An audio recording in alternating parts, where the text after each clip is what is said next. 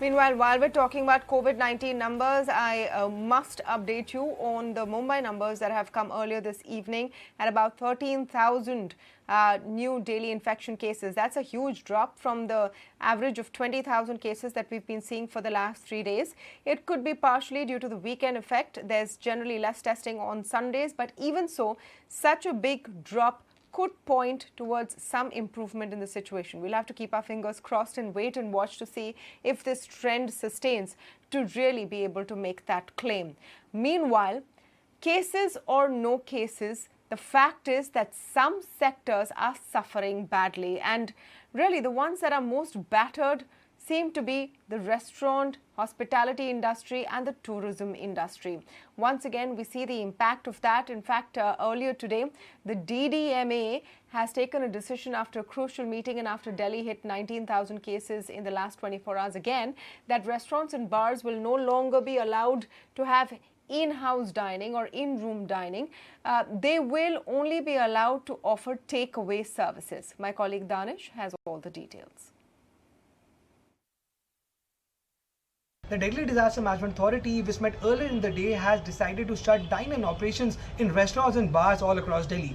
However, the restaurants will be able to function in takeaway or delivery format. Apart from this, the DDMA has also decided to have one zonal market instead of having multiple weekly markets in different districts in Delhi. The DDMA has further instructed the officials to ensure that a proper COVID-appropriate behavior is being followed in Delhi, and they have to take care that people are masking up. Apart from this, the DDMA has also pushed in for vaccination, especially of children between the age of 15 to 18, and plus the DDMA has instructed officials in Delhi to ensure that those people who are partially vaccinated, they should be fully vaccinated in the days to come. And this particular meeting has come at that particular point of time when we're seeing a tremendous rise in cases of COVID all across Delhi. Talking about today's numbers, Delhi reported over 19,000 numbers today, and from the past few days we are seeing that Delhi is reporting more than 20,000 cases. So this meeting has been done at a very crucial time, and DDMA has shut dine-in operations in restaurants and bars all across Delhi.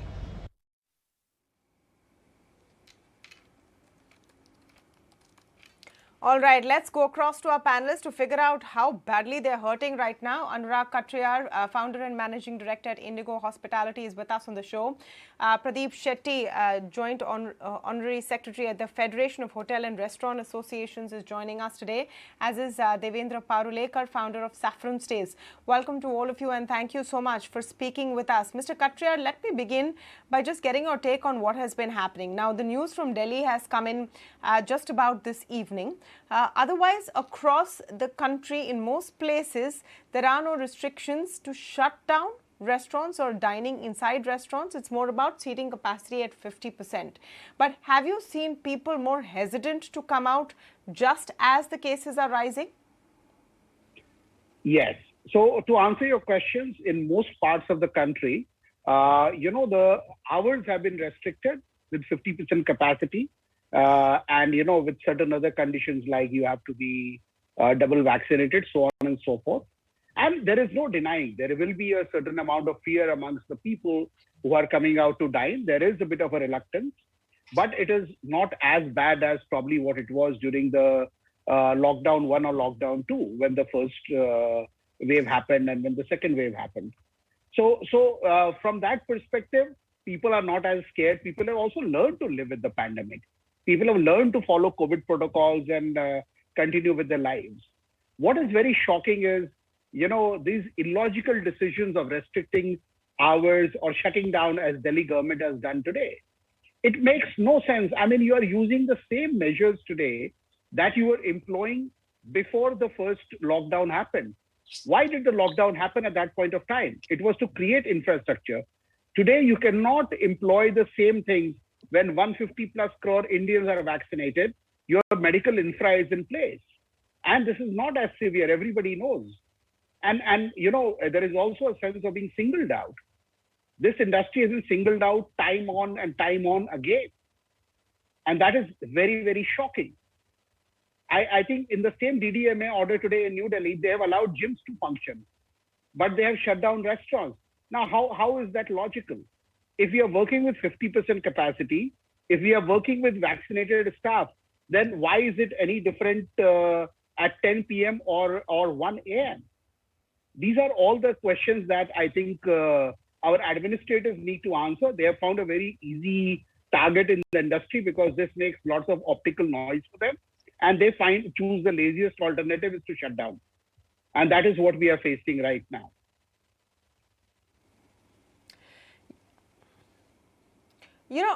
Mr. Shetty, give us an idea of what's happening with hotels as well. I'm sure there have been a lot of cancellations starting right from the last week of December itself, but from the 1st of Jan onwards, have people chosen to stay away? Yes, in fact, the last 2 months looked good. Throughout the pandemic, the resort locations did pretty well at 50 to 60%. But even the cities were looking good, and New Year there was a lot of hope from the New Year.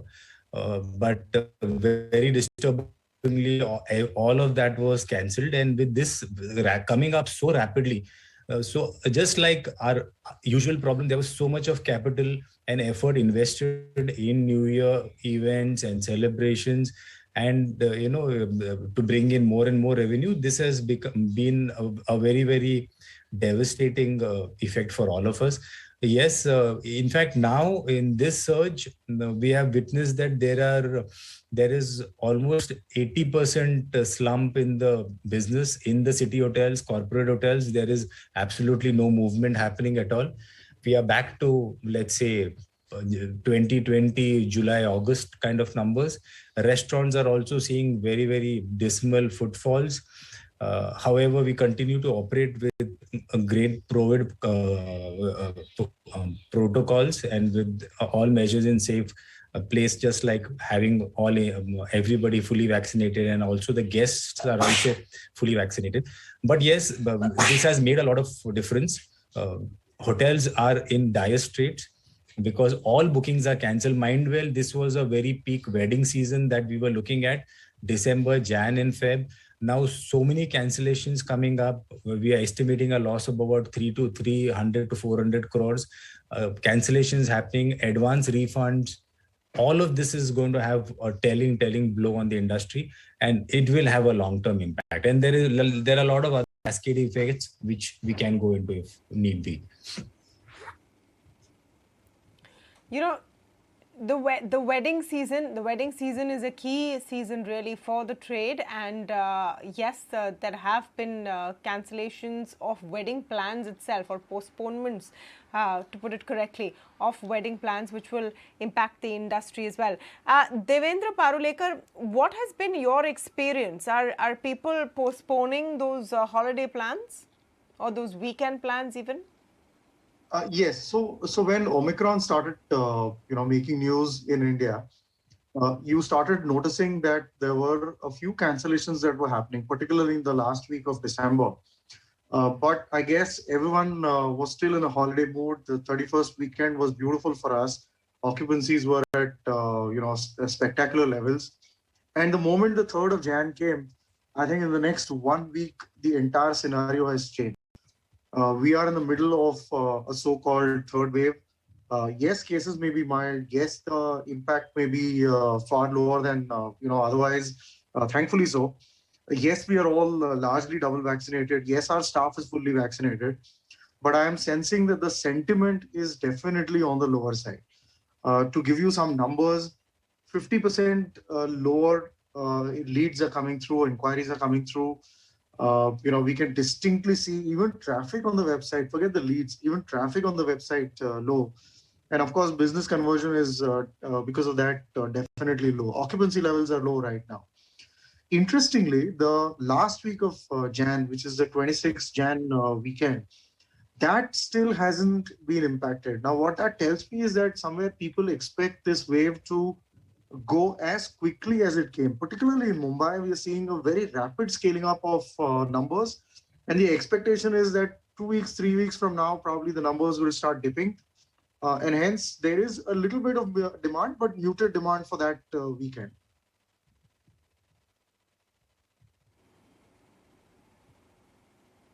So, that's interesting. That's interesting that there's expectation that this will fizzle out perhaps quicker than other waves. And at the start of this discussion, I talked about Mumbai numbers perhaps pointing in that direction. Fingers crossed, we can't say for sure. Is there a sense within the industry as well, Anurag, that this particular wave, this pinch may not be for the long haul? Yes, that's definitely looking at what we saw in South Africa, where it all started. It did not last very long. So there is definitely a hope. And we also see the severity is not as bad. If you look at the factors like hospitalization, oxygen support, etc., it is not very alarming and people are getting cured. I mean, I'm not even talking about the numbers being reported because there are so many people who are carrying out tests at home. But there is no panic yet, which gives me a hope that this may have a very limited shelf life. This may not last very long, which is definitely like one of the silver linings amidst all the gloom that we are seeing right now.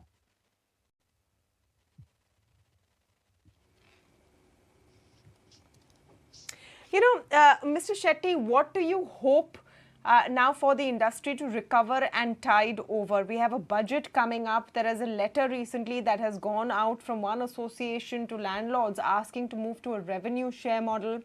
Do you think that any of this is feasible? In fact, it is. If it was ever required, it is now. There have been 2 successive lockdowns. The industry is in complete turmoil. Mind well, what is required to be understood is to distinguish this particular trade and industry from all the other industries which continue to operate in some way or the other. They continue to garner some revenue. This is the only industry which comes to a standstill. Mind well, even without a lockdown, like in the case of Delhi, even otherwise the footfalls in restaurants and hotels have come down to 10%. So therefore, there is a need to look at it. Understand the importance of the people who are involved in the trade, that is owners, the employees, and come in with urgent measures to mitigate the hardships that will be caused over here. So, of course, due to our constant representations, the finance ministry and even the finance minister had a one-to-one discussion with us on what could be done. And of course, apart from as I said, it's a highly capital intensive industry, and 2 successive lockdowns meant that so much more of personal capital has gone in because admittedly after the second lockdown, no financial institutions were helping this industry. So of course, there's so much of personal money come in. So therefore, there was requirement for infusion of funds from the government side, some kind of employee paycheck support. And the government had promised that they would come out with some kind of funds for this industry, and they gave out something to the tour guides and the tourists, etc., tour operators. But for this industry, there was a 60,000 crore funding that was announced, but it has not been operationalized. There was a one-tap funding of some 15,000 crore with extending loans to this industry for 3 years at a minimal rate, but that also hasn't been implemented yet. So I think these are the very urgent things.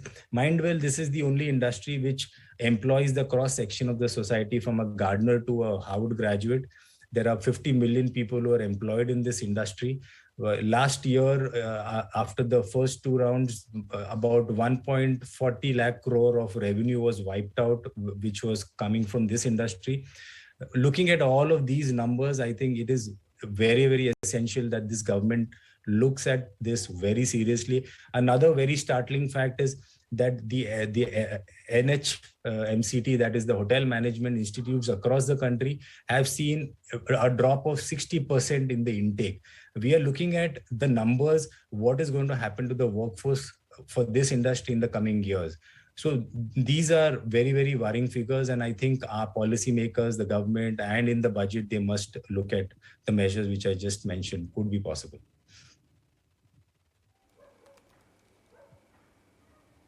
You know, let me get Devendra on this as well. You've always been very upbeat, Devendra. Whenever I've spoken to you, you've talked about how the format of homestays has really gotten a boost through the pandemic. But overall, do you think that the industry is hurting and requires help now? And what would that help be? No, of course, across the board, this industry definitely requires help. For every room that we add so many people at the back end, in the form of employment that we create. So there's absolutely no doubt about the fact that this industry requires every little bit of support from the government. For example, why is there even a distinction between a GST rate for a room less than 7,500 or above 7,500 per night? I mean, why have such kind of distinctions? Why not have one flat, simple, easy to understand GST rate, which actually incentivizes compliance and takes away the cash out of this business, which a lot of unscrupulous elements, resort to. That will regularize the business. Why not make the whole process of, licensing, make the whole process of approvals a simple, easy, single window clearance, on-tap clearance, self-licensing or self-certification being introduced. It's a need of the hour to at least ease the life of entrepreneurs in this space, rather than add to the compliances and add to all of these needless headaches that as an industry we need to face. So yes, I am very upbeat. It looks like this is the third wave, and probably if you look at 100 years ago, the history of the Spanish flu of 1918, the third wave and the fourth wave pretty much petered out. The entire wave, the pandemic petered out after that. We hope to enter that last year of the pandemic. Everyone will be vaccinated. Kids will be vaccinated. So I guess the government should come out in full support of using this as a multiplier of employment, multiplier of some sort of kicker in the economy, and give it the respect and the honor that it really truly deserves.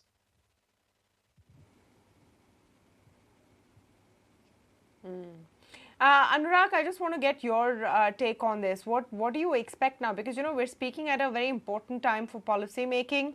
We're going into the budget this year. And the focus will, of course, be on the agrarian economy as well, the weaker sections of society, all of the people who have been hit very badly by COVID-19 the last 2 to 3 years. What would your industry hope for? So I think one of the big factors is unemployment itself. Look, just the restaurant industry has lost 2.5 million jobs. The government needs to do something to bring back these people into the job stream again. At the same time, I think they need to unclutter the whole licensing environment. That is a policy decision that they need to make. We are an overly regulated industry, wherein, people right from the municipal corporations to the union government have a stake in licensing. We need to simplify this, and we do expect, because after this, if we don't get adequate support, we will not be able to bear this burden for long. In a very direct term, Devendra was talking about GST. I have a bigger problem with GST. We have no input tax credit on the GST. I think this goes against the very basic grain of GST, the very idea of GST. It's a destination-based tax, and that can be done very easily. At the same time, look at the new age business. E-commerce is a huge thing. Bring up policies, bring up robust guidelines to make sure that everybody in the ecosystem flourishes with that. These are the things we are looking at. And of course, little liquidity support to make sure that the mortality rate of restaurants are brought down will be a great welcome measure. And these liquidity measures should not only remain on paper, something that Pradeep was kind of insinuating. Grand policies are announced, but at the ground level, the disbursals are not as great. So we are on the last leg of oxygen. Honestly, we have had enough. We are the first ones to be shut down with every pandemic. We are the last ones to be allowed to open. Every restriction comes to us. It almost seems like the pandemic and the restaurant industry are best friends. And the pandemic absolutely hates other, huge occasions. Anurag, I understand your pain. But there are many more. At least you guys have a voice. Think about the hawkers, selling absolutely. street food. Think about so many kinds of people who've lost employment through this time. No, I even agree with you, people Tamanna. who In go fact, to I'll give you a office, I mean, data. everyone's moved back to work from home. There is a whole economy around those who go to office. Yeah. You know, Tamanna, there is a data. I was looking at Delhi Yeah, you after were this saying DDMA something. order. Yes, yes. So, you know, there are 97,000 eateries in Delhi, roughly, out of which only 33,000 eateries are in what I call organized or formal sector. So there are 60,000 plus 65,000 odd thousand restaurants, which are a part of the non-formal economy. And these are what you call hawkers, roadside vendors. I was just imagining the pain of those. It's not that we are oblivious of their pain. What I'm saying is, when you are making a policy, please think ahead. Like Prime Minister had said, Jaan bhi, Jahan bhi. We cannot be ignoring that bit. That's all I'm trying to say. Yeah. All right. So let's hope the restrictions don't now spread to other places beyond Delhi. And, you know, the wave does not really take a toll on people's health. That's an important point. There was a statement today from the central government saying that the 5 to 10% hospitalization rates we're seeing across states cannot be taken for granted. They could increase. So we're very much in a wait and watch situation as of now. I want to thank all of you for joining us on this leg of the show. But we're continuing our focus on what business impact COVID-19 has been having. And as expected, it's impacted the number of people who want to take flights as well. And we've seen that just in the first 10 days of January, with even busy sectors seeing minimal load factors. My colleague Samir has the story. As the COVID cases continues to rise in India, it has negatively impacted Indian aviation sector. And if we go by the stats or the volumes, we will clearly see that the Indian aviation or the airlines are seeking a negative impact. For example, the passenger load factor for the first week of January, it has gone down drastically to the range of 50 to 60%, whether it be Indigo, SpiceJet or any other airline. The passenger load factor has gone down by more than 20 to 25%. If we compare the number of passengers flying per day on an average basis, and if we compare it to the December 2021 last week, while January 2022 first week, we will see a reduction of around 1.3 lakh flyers that has gone down. And this is in just 8 to 10 days.